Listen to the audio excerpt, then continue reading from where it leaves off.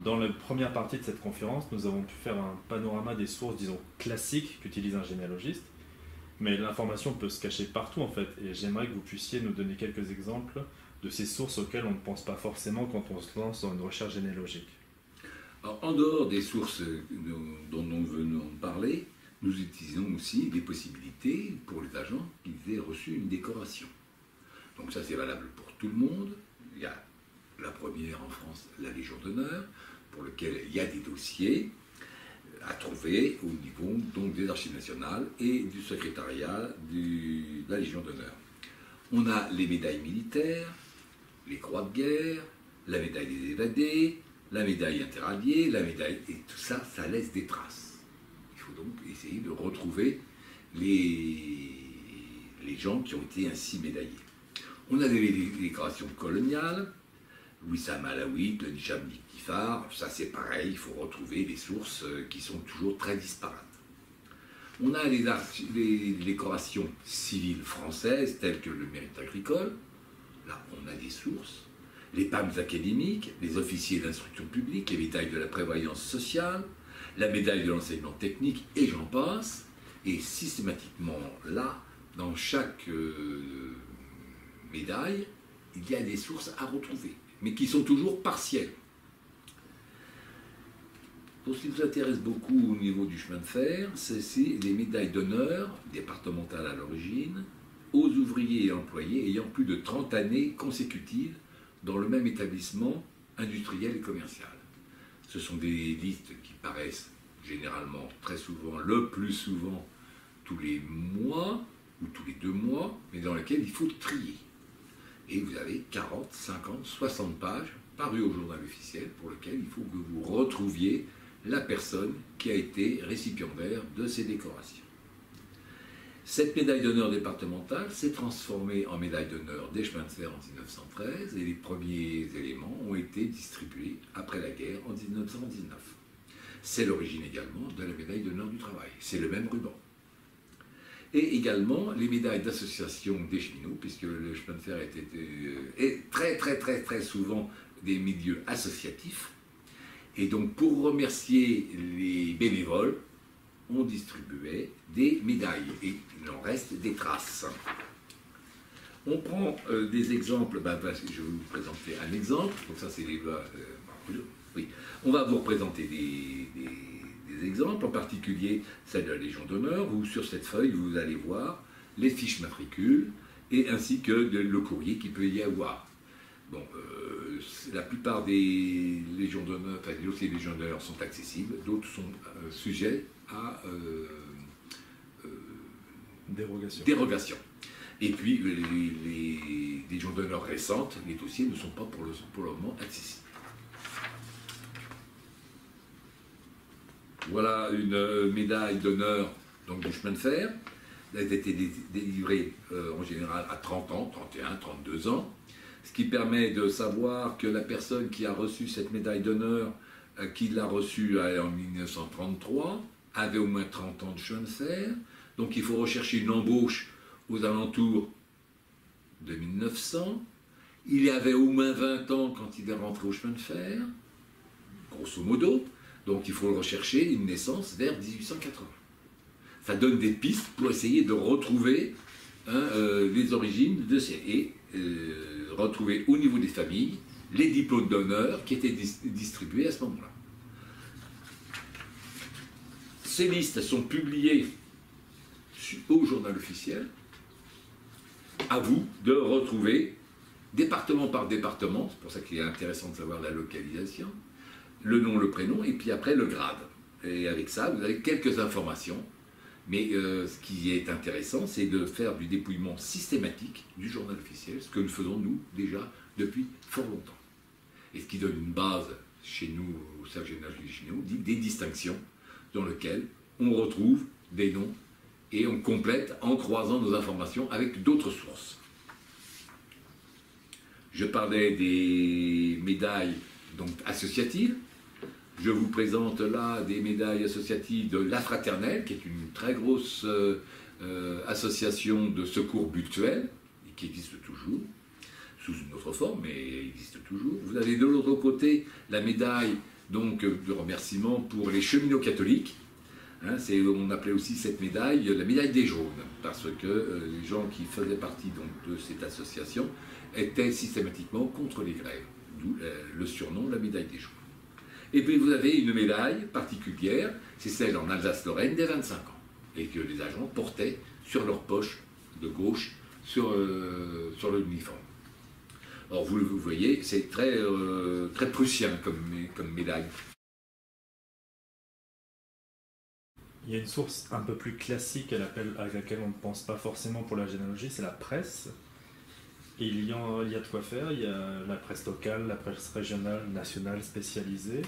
Il y a des milliers de titres qui sont référencés, et notamment sur ce bel outil qu'est Gallica, le portail numérique de la Bibliothèque nationale. Est-ce que ce sont des choses que vous utilisez, vous? Alors, Gallica, ça fait un bon moment qu'on l'utilise. On a été faire une conférence à Gallica, et les gens étaient un peu étonnés de ce que nous avions comme renseignement à partir de leur portail.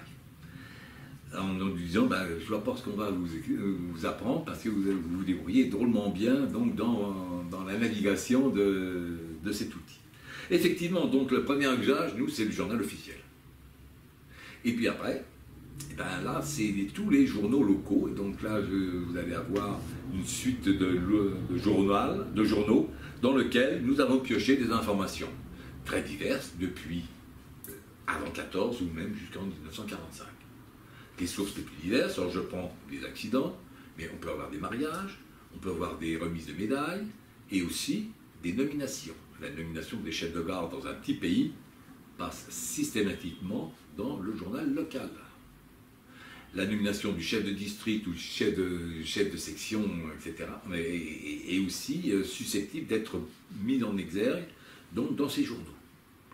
Vous avez des listes des victimes d'accidents de chemin de fer, qui est toujours sujette à caution, parce qu'il y a une précipitation dans la publication des noms, dans l'orthographe et la réalité de l'accident. Mais c'est une source. Donc vous allez avoir là différents journaux sur lesquels nous avons déjà travaillé. Pour la généalogie d'entreprise, on se tourne aussi volontiers vers d'autres sources comme les agendas ministériels ou encore les archives de l'INPI.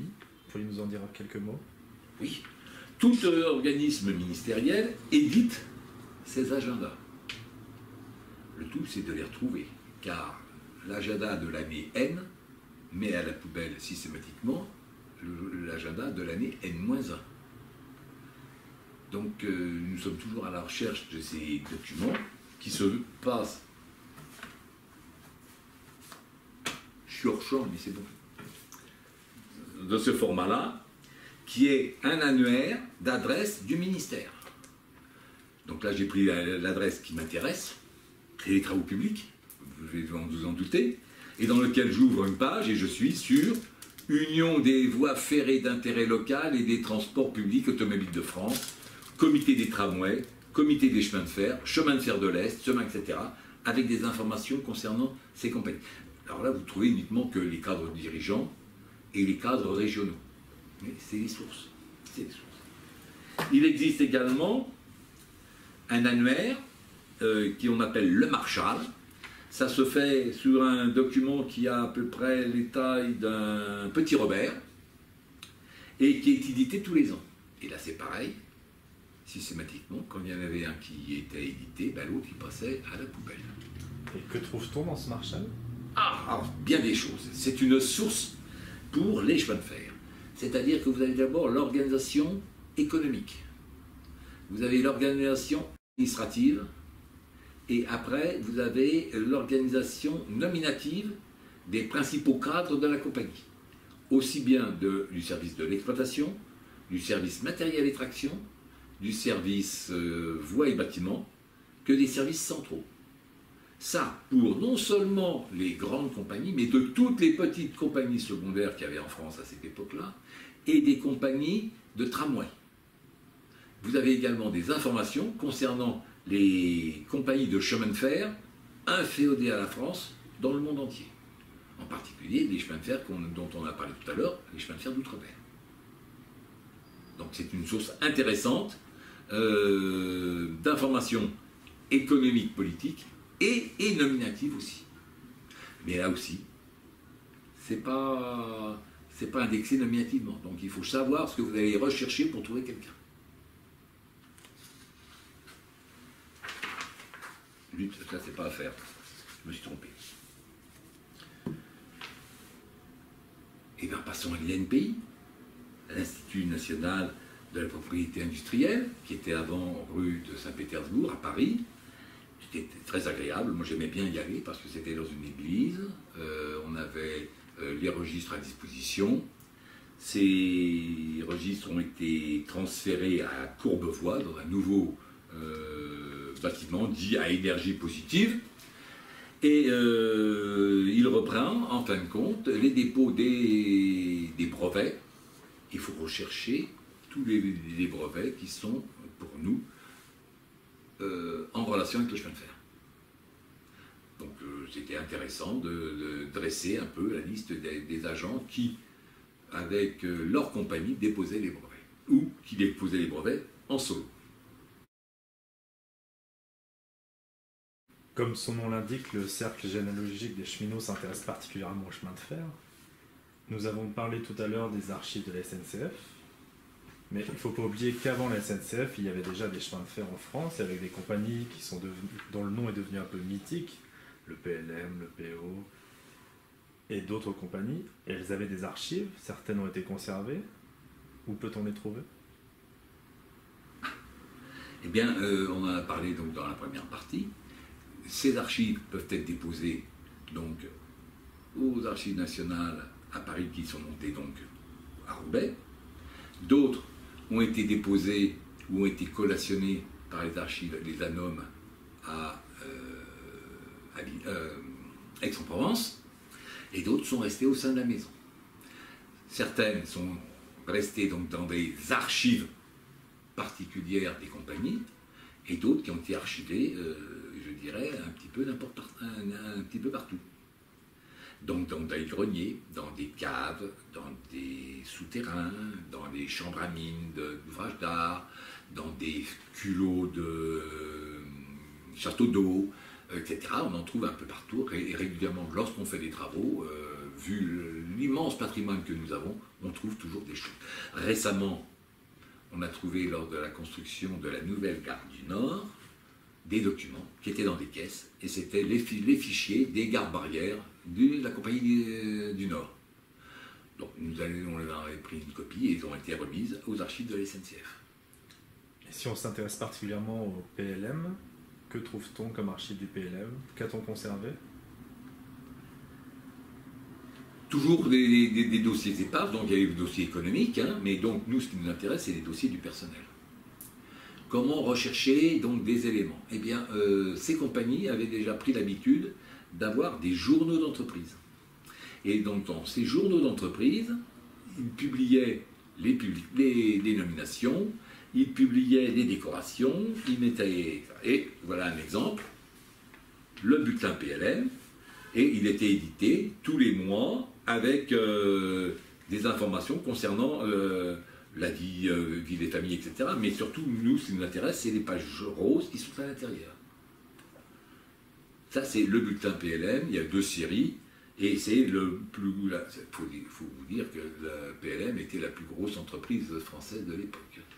Et qu'y a-t-il dans ces pages roses alors? Eh bien, il y a des promotions, les avancements en grade, les décorations reçues par les agents, il y a aussi la mise à jour de toute la réglementation du travail qui était demandée à faire aux agents. Vous avez reçu le rectificatif Tartampion pour telle information, c'est à vous de le rectifier, c'était indiqué dessus. Vous avez les citations à l'ordre du réseau, les mentions des actes méritoires, les belles carrières, les figures d'agents, ceux qui ont été décorés ou qui ont eu une heure de gloire à un certain moment dans le mois. Alors ça c'est pour le bulletin PLM.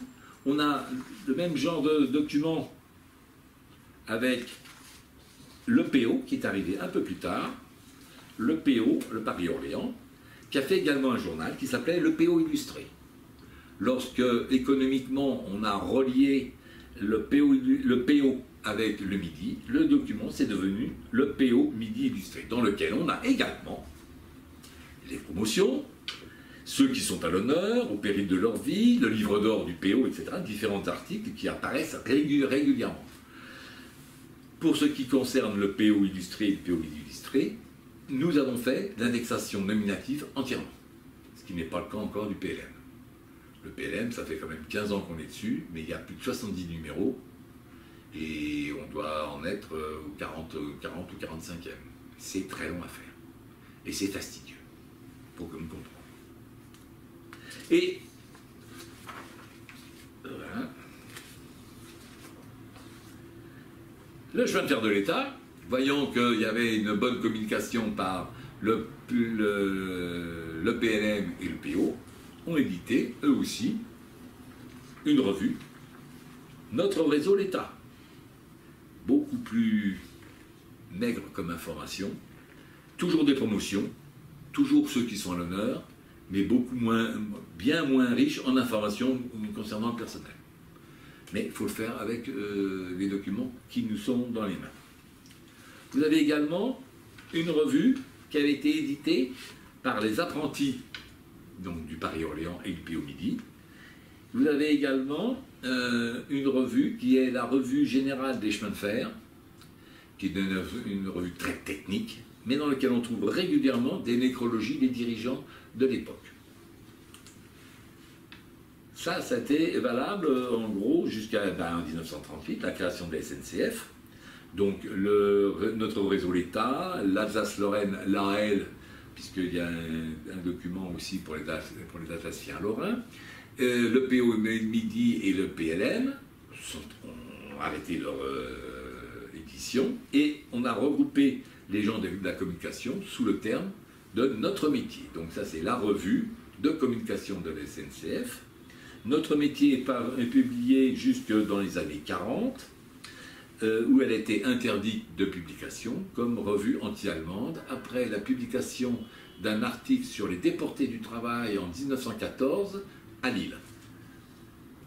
Et elle a été remplacée, donc une fois elle est interdite, il fallait changer de titre, etc. Et c'est devenu la fiche technique de renseignement du personnel qui a été interdite également, reproduit par d'autres petites revues de 4 pages. Hein. À la Libération, notre métier est reparu. Et en 1951, notre métier, on a vu apparaître sur la couverture la vie du rail, et c'est l'origine de la vie du rail. C'est un nom qui parle à beaucoup de gens, la vie du rail. Est-ce que maintenant encore, il y a des informations dedans qui peuvent intéresser les généalogistes ?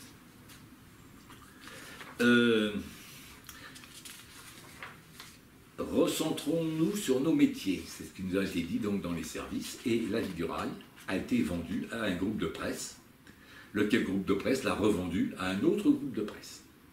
Donc la vie du rail est un éditeur libre, il est libre de dire ce qu'il veut puisqu'il n'est plus inféodé à la SNCF. Ils n'ont plus accès non plus aux fichiers du personnel. Ils n'ont plus accès aux nominations. Donc c'est de l'information générale sur les chemins de fer, et il existe encore des correspondants locaux qui annoncent en général uniquement que les décès ou les retraites. C'est les seules informations qu'on peut avoir actuellement dans la vie du rail. Pour rester sur les compagnies d'avant 1938, quels autres documents peut-on utiliser dans une recherche généalogique ? Eh bien, nous avons des documents de service des compagnies, c'est-à-dire des documents purement administratifs. Et des documents qui peuvent encore exister. Car bon nombre de documents administratifs n'ont pas été conservés. Je prends par exemple quelque chose de bien particulier, c'est les registres de rapports des commissaires de surveillance administrative des chemins de fer. Dès le début du chemin de fer, le ministère des Travaux publics a dénommé un commissaire de surveillance administrative sur une zone géographique qui devait rapporter les faits et gestes des cheminots et de la compagnie au ministère. C'était le mouchard. Pas très bien vu, en fin de compte, par les cheminots. Et donc, on a dans ces rapports quotidiens, même plusieurs fois quotidiens, des activités, les activités commerciales de la compagnie. Si la compagnie était en règle avec le cahier des charges, les accidents des passagers et les grandes fraudes au transport. Ça, c'était essentiel. Et également, j'allais oublier, les accidents aux passagers à niveau. Des gens pas très bien vus. J'en me souviens d'un rapport où ce surcommissaire me disait qu'il avait du mal à avoir les numéros donc, des cheminots qui étaient le long des voies, parce qu'à sa vision, les gens se retournaient pour pas qu'ils puissent relever leur numéro de garde, etc. Autre fait un peu particulier en gare de l'Est, un chef de section fumait le cigare sur le tender d'une locomotive. C'est interdit de fumer en gare, donc il a eu un procès verbal. Il est passé au tribunal.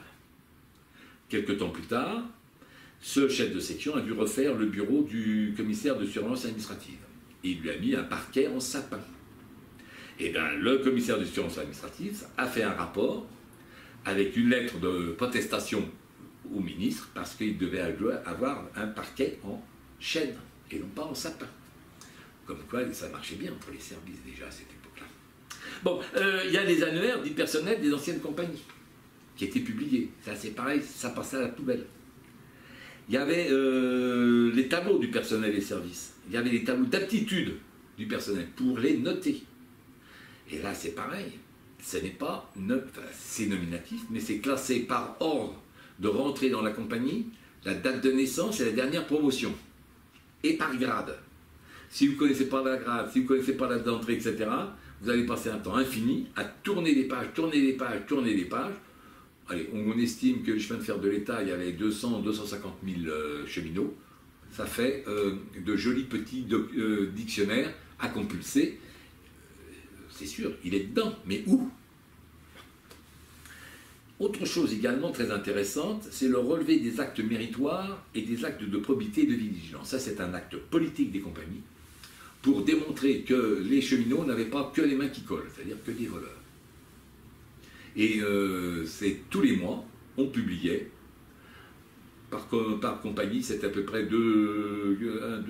4 pages à 4 de noms, et avec ce que les gens avaient trouvé sur les voies, sur les comptoirs ou sur les quais.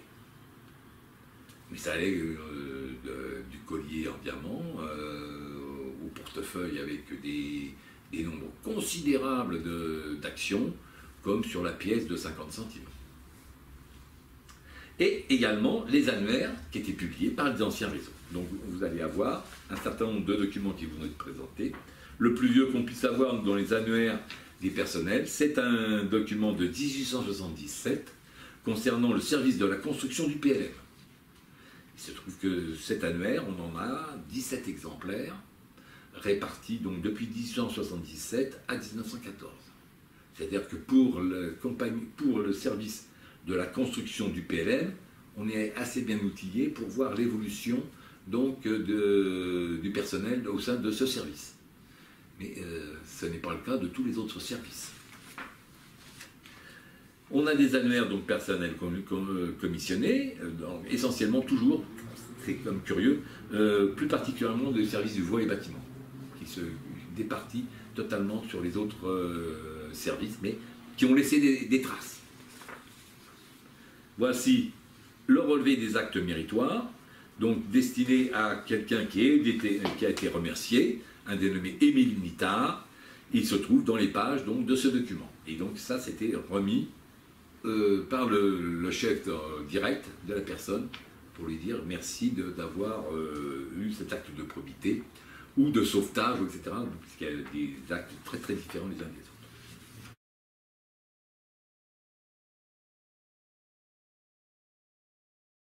On a tous entendu parler de la grande famille des cheminots. C'est une véritable corporation qui s'est constituée avec de nombreuses activités sportives, intellectuelles et de tout autre genre.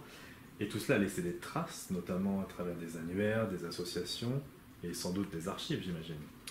Oui, tout à fait, mais ces archives, elles ont tout à fait vicissitude des archives au niveau des associations, et qui ont perdu. La guerre de 39-45 n'a pas facilité quand même la survie de ces papiers. Il faut bien vous dire qu'il y a eu des collectes de vieux papiers pour alimenter le Trésor national. Et donc ça, c'est le genre de choses qui sont pas assez à la peine. Donc il y a un truc intéressant chez nous, au service de la voie, c'est ce qu'on appelait, nous, les légumiers sur le sud-est.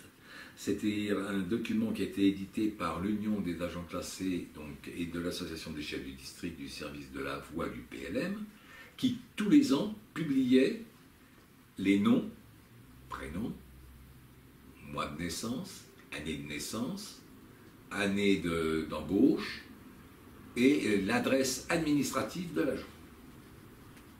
Ça, c'est une mine, car quand vous avez des annuaires les uns derrière les autres, ça permet de suivre les mutations de ces agents.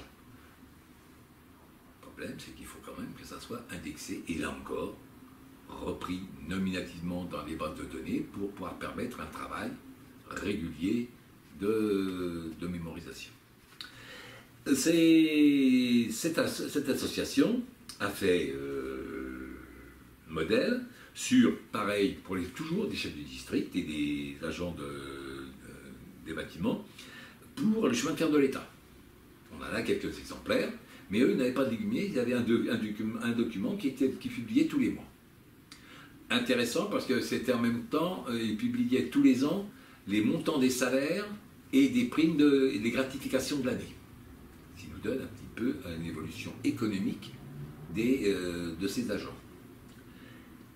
Et ben, le Paris-Orléans a fait de même, avec toujours des chefs de district, où on a encore des documents.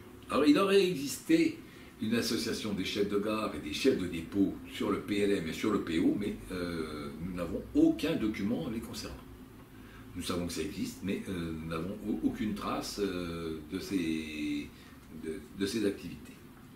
Et puis après, vous avez une flopée de mutuelles, de secours mutuels, de morticoles, c'est-à-dire d'associations qui aidaient les gens à faire les sépultures, et des sociétés de secours, de tout type, de tous bords. Et parfois, on a des documents des assemblées générales, des fois des petits opuscules, des membres et des adhérents, mais c'est très épars, mais c'est toujours des renseignements. Et on est toujours à la recherche de ce genre de trucs. On a aussi l'Union catholique du personnel des chemins de fer, qui éditait un annuaire régulièrement, et là aussi, on peut retrouver donc ce type d'informations. Mais là, pareil, il faut savoir, le nom c'est une chose, mais où chercher là-dedans, car il n'y a toujours pas de nom indexé nominativement en fin.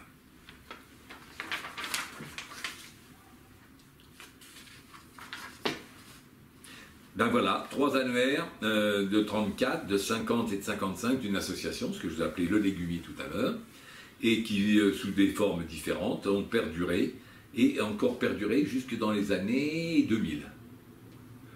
À partir de l'année 2000, vu la mutation profonde de la maison, l'association n'a pas été capable d'éditer tous les ans un annuaire de ce type-là. Donc elle a été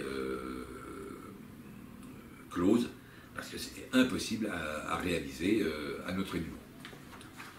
Eh bien, vous avez un autre exemple, c'est l'annuaire des chefs de district du PO. Ça, c'est un exemplaire de 1933. Si vous en avez d'autres, n'hésitez pas. Alors, on ne tient pas à les conserver, mais de savoir ce qu'il y a dedans, c'est de les numériser et d'après de les indexer pour les mettre donc, dans des bases de données. Ben voilà, un bulletin donc, de l'association amicale pour les chemins de fer de l'État. Donc il y a eu plusieurs évolutions dans la raison de l'association, mais toujours dedans des informations concernant le personnel, les mutations, les décès et les démissions. Et ça, il faut dépouiller chaque numéro les uns derrière les autres. Associations, au chemin de fer, beaucoup d'associations. Vous avez là des exemples. Des associations fraternelles qui existent toujours et qu'on retrouve actuellement sous un autre type, mais c'est toujours pareil, avec la mutuelle Vivry et la fraternelle, et qui a donné la MIF. Et puis là, vous avez également un annuaire général de 1914 de l'association de fraternité et employés, etc. Avec, évidemment, des remises de médailles, et à ce moment-là, vous aviez un diplôme d'honneur qui vous est présenté ici sur le document. Un annuaire de l'Union catholique du personnel du chemin de fer. Alors, si vous avez encore par devers vous ou dans vos familles ce genre de documents, n'hésitez pas, nous sommes preneurs. L'Union catholique du personnel du chemin de fer qui existe encore aussi, parce que ils ont déménagé X fois et ils n'ont plus du tout ce type de documents. Les fraternelles, les amicales, les anciens élèves, par exemple, ont aussi existé. Ces cheminots, notamment les cadres, mais pas que, ont été formés et les écoles auxquelles ils appartenaient ont été des annuaires. Oui. Eh bien, ce n'est pas les écoles qui éditent les annuaires, c'est les associations d'anciens élèves. Et donc, on va commencer par la plus prestigieuse que nous avons, hein, c'est Polytechnique, où on a un certain nombre d'annuaires de Polytechnique, et ainsi que les dossiers d'entrée des polytechniciens, grâce à la base des anciennes Polytechniques qui est à la bibliothèque donc, de Polytechnique et directement accessible en ligne. Vous avez la même chose pour l'école des ponts et chaussées. Vous avez l'équivalent pour l'école centrale des arts et manufactures, ce qu'on appelle l'école centrale, le surnom étant Piston. Hein, l'école des mines de Paris et de Saint-Étienne. On a les arts et métiers, qui est un autre corps très puissant dans la maison, hein, et avec des annuaires. Et il y a eu quelques soucis au niveau des anciens élèves des arts et métiers, où lors d'une reconfiguration à Cluny, il y a eu des erreurs dans la conservation donc, de ces annuaires. Nous avons aussi le STP, l'école spéciale de travaux publics, qui permettait aux cheminots d'avoir une année dans cette école sous contrat avec les compagnies. Ce sont des gens qui étaient prélevés donc, dans le personnel d'exécution pour en faire des maîtrises et espérer de les transformer en cadres. Nous avons l'école Breguet, qui est actuellement le SIE. On a des écoles de commerce, les lycées et collèges. Tout ça, ça fait de la masse à traiter et avec des exemples. Alors, des exemples à Polytechnique, avec ce document qui est un annuaire et une fiche d'entrée. Vous avez également des annuaires pour les anciens élèves de l'école centrale. Et on a trouvé récemment 2 annuaires donc, de HEC, dans lesquels nous retrouvons, en particulier HEC, des agents qui se trouvent dans les services financiers et commerciaux des grandes compagnies et dans la direction du personnel. Au niveau donc des arts et métiers, des annuaires régionaux, enfin des annuaires annuels, pardon, et avec des extraits particuliers pour les cheminots.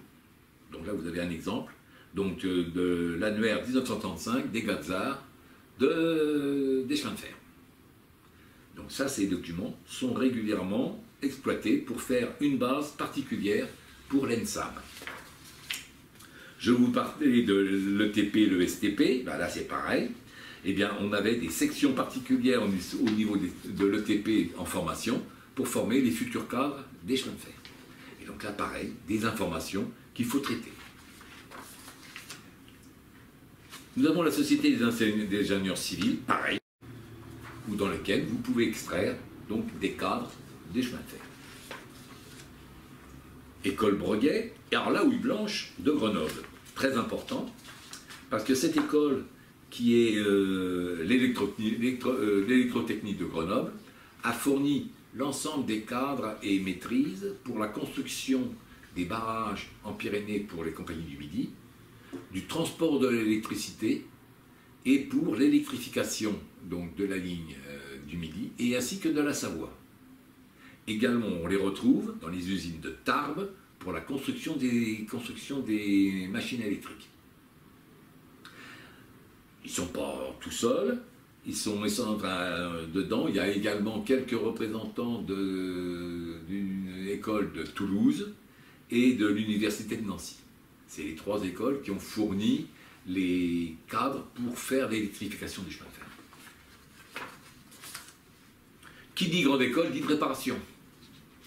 Et donc dans ces écoles préparatoires, nous avons 2 écoles célèbres qui sont Sainte-Barbe, hein, qui se trouvait donc sur la montagne Sainte-Geneviève, et le collège Stanislas. Et donc là on retrouve dans les associations amicales des anciens élèves des cheminots qui sont passés par ces écoles-là et qui ont après intégré une grande école avant de rentrer au chemin de fer. On recherche également, très en vogue après la guerre de 14, toutes les associations amicales qui se trouvaient dans les lycées. Donc là, vous allez avoir une présentation donc, du lycée Jérôme à Vesoul, à Roanne, on va avoir à Belfort, à Douai. Alors n'hésitez pas, si vous avez ce genre de documents, nous sommes preneurs. Et là, vous avez par exemple le lycée de Lyon et l'école de Vaucanson, où lors d'un conseil d'administration, je parle de cette école parce que je venais d'avoir le bulletin, et parmi nous, on avait un ancien de l'école Vaucanson. Ah ben, il a été chargé automatiquement de nous faire un petit article sur son école et sur le devenir des étudiants et lycéens qui sont passés par cette école de Vaucanson à Grenoble. Autre association, et celle-là elle parle, c'est Association des officiers et anciens officiers des services militaires des chemins de fer. Il n'y a pas que des cheminots, mais il y a de quoi faire. Alors c'est pareil, nous sommes preneurs de tout ce qui est information concernant ces annuaires très diverses et variés. Nous parlions tout à l'heure de la diversité des sources dans lesquelles on peut piocher, des sources auxquelles on ne pensait pas forcément, notamment avec les journaux. Il y a aussi une autre source à laquelle on ne pense pas de prime abord, ce sont les accidents. Les chemins de fer ont connu quelques grands accidents devenus célèbres, mais au quotidien, il y a eu de petits accidents, notamment de personnes qui peuvent avoir laissé des traces. Oui, alors, pour ce qui concerne les accidents, depuis le début des chemins de fer, il y a eu des accidents mémorables. Et ces accidents ont laissé des traces. Il y a eu des traces et il y a eu des disparitions. Donc on retrouve ces traces essentiellement dans la presse nationale, presse locale, les rapports gouvernementaux ou des députés, etc. On a beaucoup de mal à retrouver. On a des photos. Il faut faire toujours attention, ce sont des rapports qui sont non nominatifs, ils sont factuels, ils disent ce qui s'est passé, très rarement ce qui s'est passé avant l'accident, parce que la journaliste qui le fait ne le savait pas. Et puis, quand il y a des noms, il faut les prendre avec beaucoup de précaution, parce que vous avez des gens qui sont déclarés morts et qui n'ont été que blessés, ou l'inverse, et avec beaucoup de fautes d'orthographe dans les noms. À l'oreille, c'est la même chose, mais la réalité en est tout autre. Et dedans, il est toujours difficile de faire la différence entre des cheminots avec un accident du travail ou des voyageurs avec un accident dû à la cause transportée. Pour cela, on a des bases d'accidentologie à la SNCF qui ont été créées mais très récemment et qui ne sont pas accessibles. Et on a, nous, Cercle Généalogie des cheminots, créé une base des accidents historiques, c'est-à-dire des accidents qui ont eu lieu avant 1951. Pourquoi cette date ? Parce que le Sénat a demandé à la SNCF de faire des études à partir de 1952, c'est-à-dire à l'époque où la majorité des trains n'étaient plus à vapeur. Ça évitait également de se replonger dans tous les accidents et tous les attentats qu'il y a pu y avoir pendant la guerre de 39-45. Parce que là, on n'était pas sûr d'avoir la complétude du dossier. Et donc, on reconstitue, nous, des bases à partir des éléments épars que nous pouvons avoir. Donc, il faut être patient, il faut... Toujours, comme toujours, c'est du travail de fourmi. Mais quand on arrive à avoir des renseignements sur un accident, on l'a rarement sur les agents ou les clients qui ont été blessés ou tués. On a également des dossiers épars de la direction J qui se trouve au Mans. Mais il faut vous dire également, c'est que les dossiers d'accidents de chemin de fer se retrouvent normalement dans les familles, parce que le chemin de fer pilonne systématiquement les accidents au bout de 30 ans. C'est la garantie trentenaire, et au bout de 30 ans, on pilonne. Vous venez d'évoquer ce fichier que vous avez créé avec votre association sur les accidents ferroviaires. Pour conclure cette conférence, pourriez-vous nous parler plus en détail du cercle généalogique des cheminots, de ses actions, de comment le contacter, pourquoi le contacter, nous en dire un peu plus sur cette association? Le cercle généalogique des cheminots est un cercle généalogique comme tout autre. Donc on fait de la formation de moins en moins sur la recherche des naissances, des mariages et des décès. Et on est plus, nous, focalisés sur la chair que l'on va mettre autour du squelette dont je vous ai parlé tout à l'heure.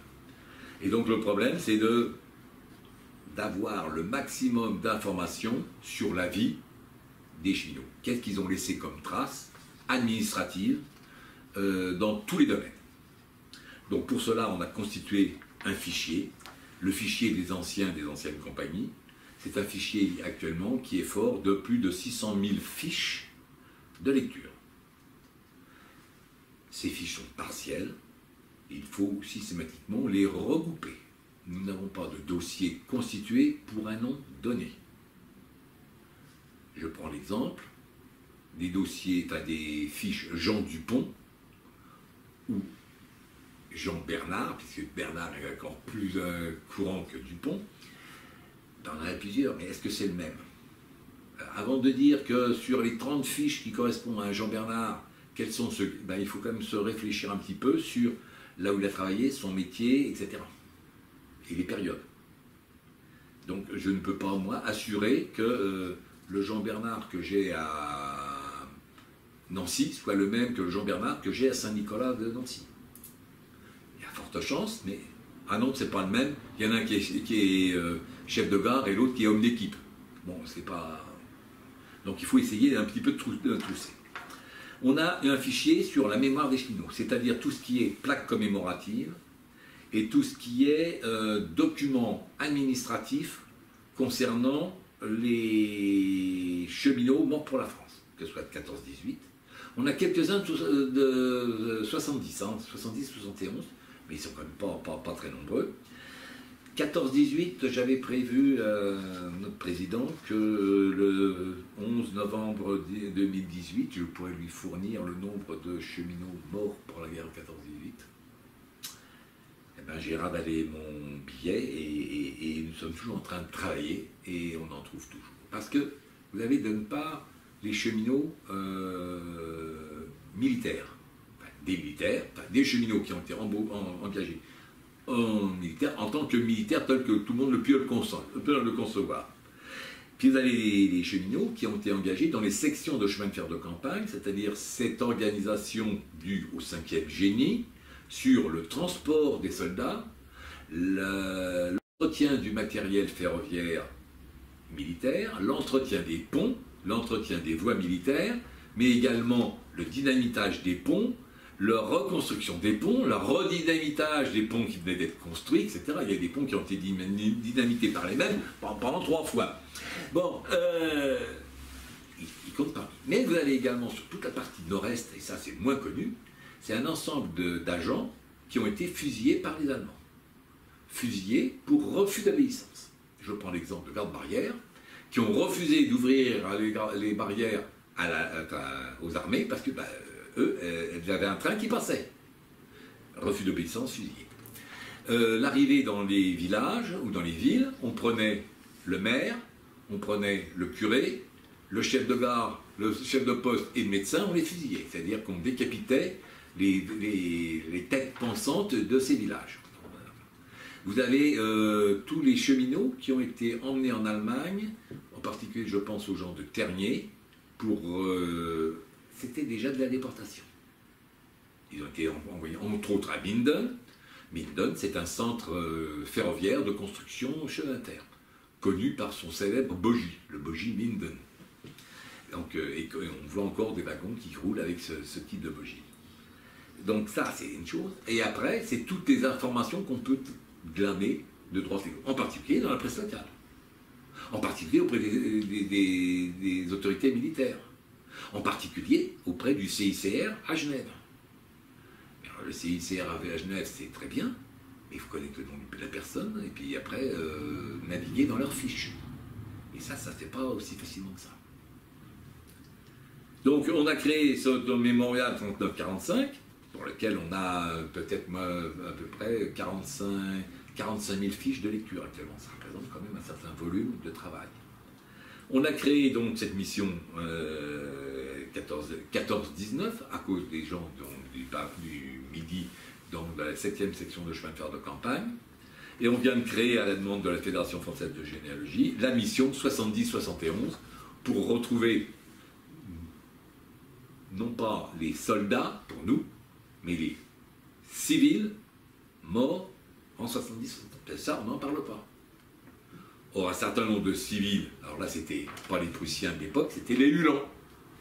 Pareil, même méthode, où on fusillait les gens à l'arrivée, donc le chef de gare, le curé, etc., à l'arrivée donc des troupes du Kaiser. Et puis, nous avons un fichier historique des accidents ferroviaires qui est toujours en évolution, puisque on gratte les informations en fonction des données qui rentrent dans la maison.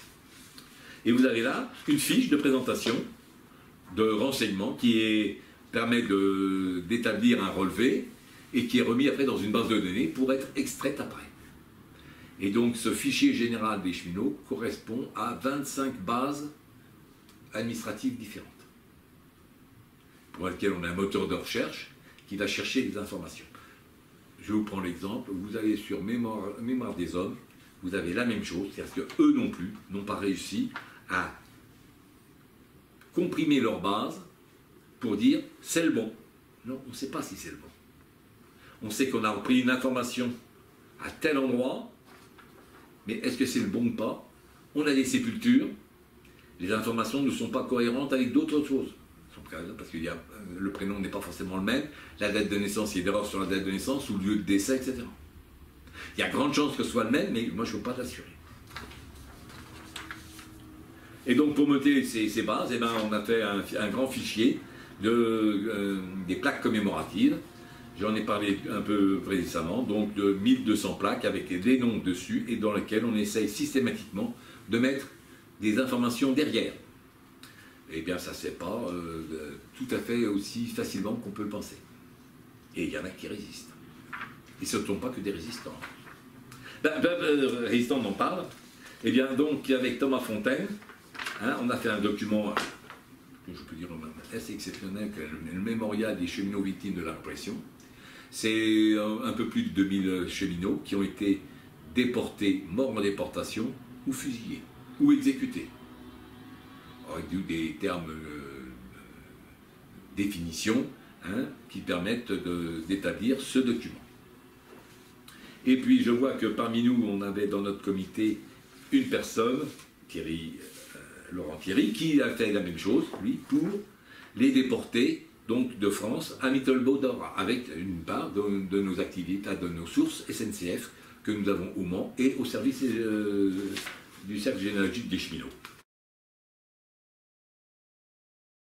Et merci donc aux Archives nationales d'avoir organisé cette réunion, donc le 23 septembre, et que nous avons eu le déplaisir de déporter, entre guillemets, à Paris, pour cause de Covid.